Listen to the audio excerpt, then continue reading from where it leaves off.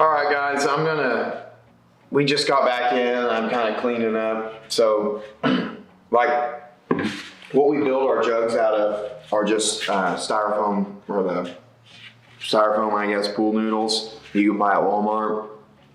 And I just cut them into, like, I don't know, 18-inch sections. And then I'll take 1-inch PVC pipe, and these slide right through the center of that pool noodle. And then we just drill a hole in the end, and we'll take our roll of baling twine. You can buy one of these rolls at Tractor Supply or Atwoods for about, I don't know, I think 30 or 40 bucks. I've had that for a couple years. I mean, I don't know how much line is in there, but it'll probably last me at least 10 more years, no more than we go out and set jugs. So, anyways, when you're setting jug lines, you always have to put your name, address, and phone number on the jugs. And that way, if it gets lost, obviously, someone can get a hold of you. And obviously, that's the law too, so that the game wardens can come and check and make sure you're doing everything by the book. And I don't enjoy getting tickets, so obviously I try and follow regulations. But when we start out, I'm just gonna do a little sample jug here so you guys can kind of see how I do it. But our weights, we just take red Solo cups, and I'll fill you up, and we'll have a party with concrete in there. And then we'll just take like a piece of wire, some chain or whatever, and we'll stuff it down in there before it dries. And after it hardens up, then this is your little loop. And so I'll come in just through the eye, and I like to tie a knot on the end of my lines, just because I think if it starts to slip, that'll kind of catch in the knot.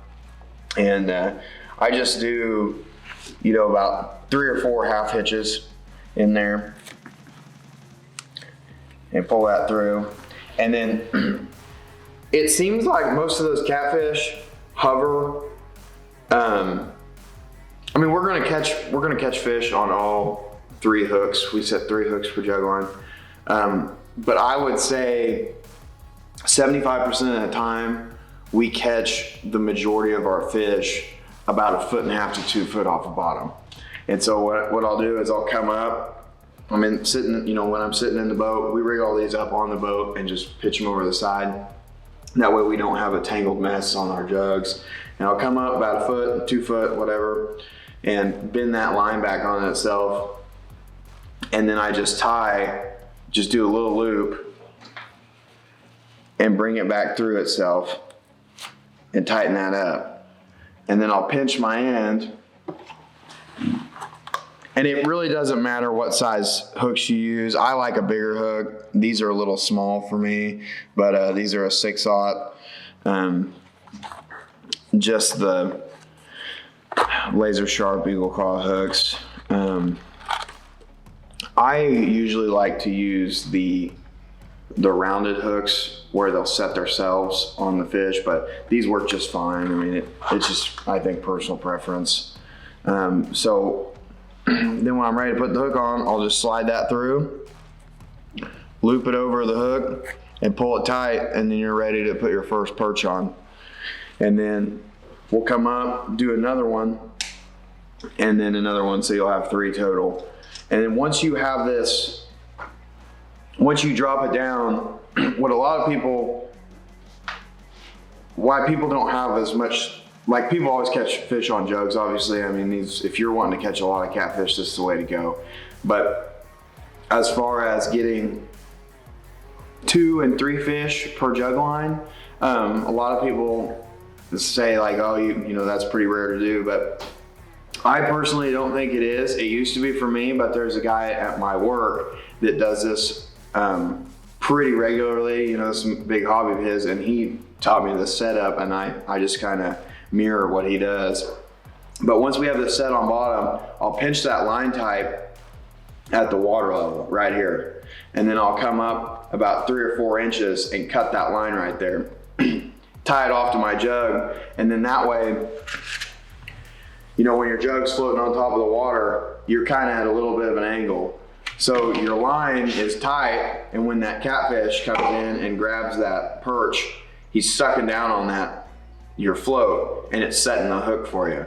If you have a lot of slack in your line like this, he's liable to grab that fish and just swim off to the side with it and never set the hook on himself. So you're losing a lot of perch that way, and you're missing out on a big catfish. But that's really all we do. And you know, once we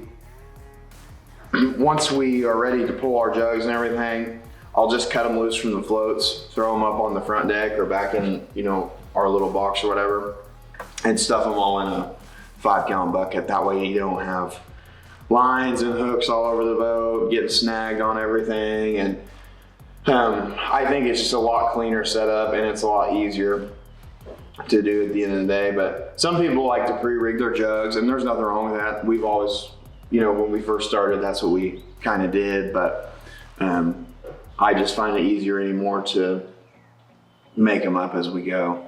So thanks for watching, guys. If you don't mind, you know, maybe go and subscribe and give us some feedback. If there's anything else you guys would like to see, we can try and make that happen for you. Thank you.